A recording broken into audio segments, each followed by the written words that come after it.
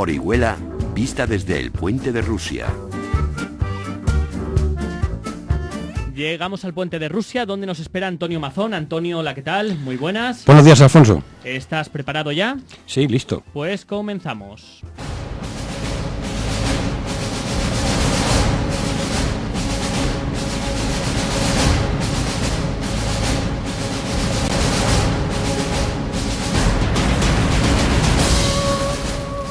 ¿Quién era ese maldito Cid que por 2 veces había expulsado a sus hombres de Valencia?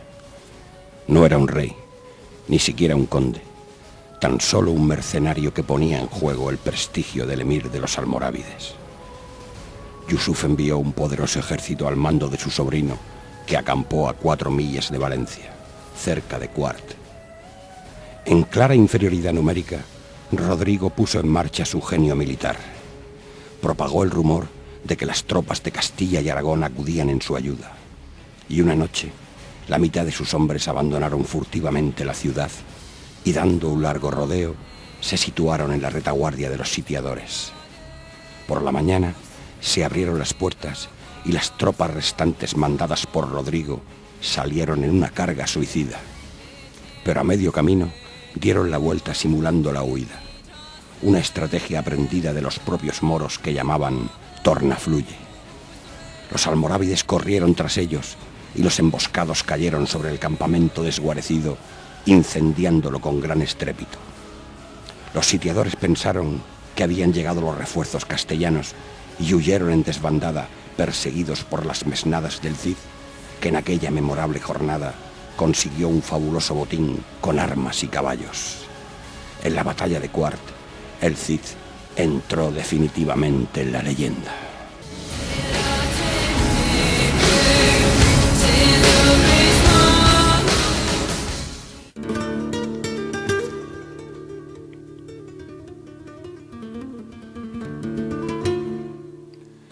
Ya dijimos que mientras Rodrigo andaba por Zaragoza, el cadí de Valencia había liderado a los partidarios de los almorávides en una rebelión.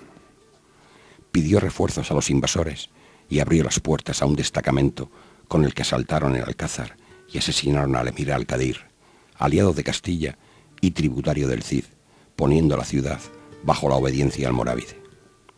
Pero el campeador regresó, arrasó todas las aldeas y huertas cercanas y en el verano de 1093 comenzó el primer asedio de Valencia. No tenía intención de ocuparla, así que les propuso aceptar esa especie de república islámica liderada por el cadí y quedarse fuera de las murallas, siempre que le pagasen sus parias y los invasores abandonasen la ciudad. Tras 2 meses de asedio y devastación, sus condiciones fueron aceptadas. Levantó el sitio y sus tropas escoltaron a los almorávides hasta zona segura. Yusuf no podía tolerar esta humillación y rápidamente envió desde Mursía un ejército para recuperar la ciudad. Los valencianos, confiando en la pronta llegada de los almorávides, rompieron el pacto y se negaron a pagar. El Cid preparó cuidadosamente el terreno a su favor y consiguió repeler el ataque. Entonces comenzó el verdadero, cruel y largo asedio en el que los valencianos llegaron a comer cadáveres. En junio de 1094, el Cid entró con sus tropas en Valencia, se instaló en el Alcázar y puso allí su bandera. Ahora sí tenía unas murallas donde refugiarse y montar su propio reino. Expulsó a los partidarios de los almorávides, detuvo al cadí y lo ejecutó por el asesinato de Al-Qadir. Se intituló como príncipe de Valencia y se puso bajo la autoridad de Roma, que nombró un obispo para el nuevo principado cristiano. Pronto regresaron los almorávides con más efectivos, pero fueron derrotados en la batalla de Quart, la que hemos narrado al principio. Y aún los derrotó una vez más con ayuda de Pedro I de Aragón. Esta vez, los invasores habían llegado por mar. Fue su última hazaña. La muerte de su hijo Diego, aún adolescente, en la batalla de Consuegra, apoyando a Alfonso VI, acabó con su única esperanza de formar una dinastía.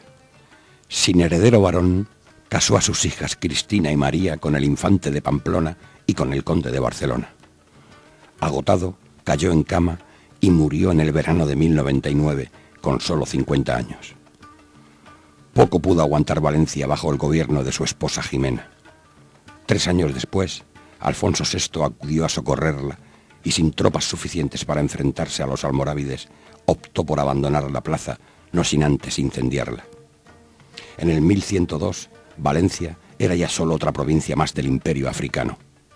Rodrigo Díaz de Vivar, embalsamado y escoltado por sus hombres, viajó hasta Burgos, donde fue enterrado de nuevo, dando paso al héroe legendario del Cantar del Mío Cid.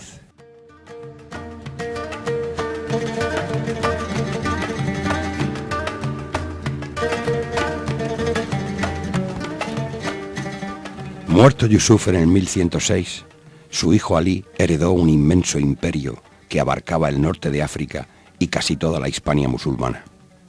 Sometida a Valencia, el anciano emir de los creyentes había preferido respetar la taifa de Zaragoza, un territorio que servía de colchón entre los dominios almorávides y los reinos cristianos. Pero el implacable avance del rey de Aragón y la muerte del emir de Zaragoza en la batalla de Valtierra provocó su rápida intervención. Con ayuda de los partidarios internos, tomaron fácilmente la última taifa hispana en mayo del 1110. Así, el imperio almorávide consiguió su máxima expansión territorial en la península. Con el apogeo militar y político, empezó la decadencia. Durante el reinado del anciano Yusuf, las obras emprendidas acusaron la austeridad y falta de ornamentación impuestas por su fervor religioso. Pero ese rigor fue decayendo con su hijo Alí, quien, deslumbrado por el refinamiento andalusí, costeó algunas obras repletas de elementos decorativos. En Orihuela han aparecido restos almorávides en la calle Mayor, en Santa Lucía y en el Barrio Nuevo. Viviendas excavadas que siguen el esquema andalusí en torno a un patio central, con cocina y letrines en la planta baja. Muros en su mayoría de tapial de tierra y algunos de adobe. Pavimentos de tierra compactada y decoración a base de estructuras de yeso conocidas como atauriques.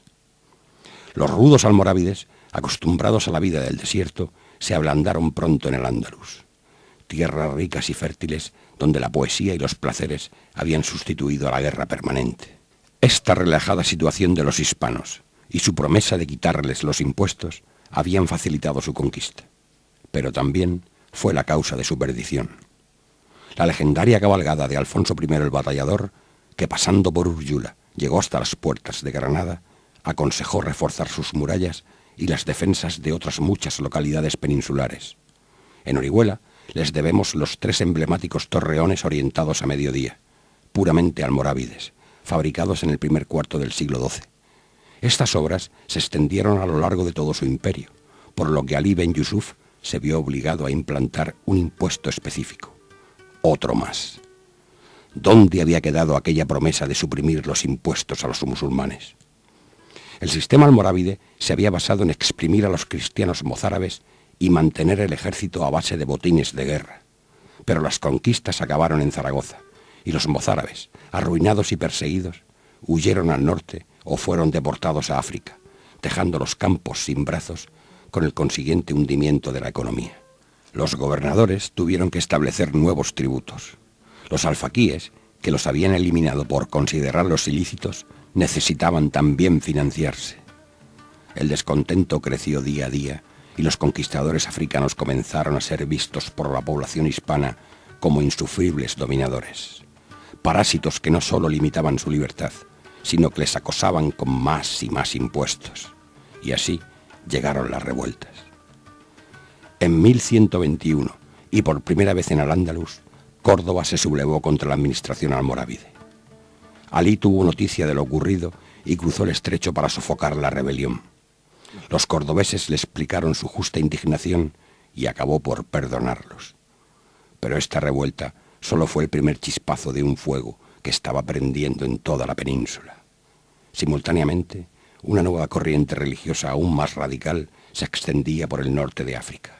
Se llamaban a sí mismos los Almuwaidum, los que reconocen la unidad de Alá.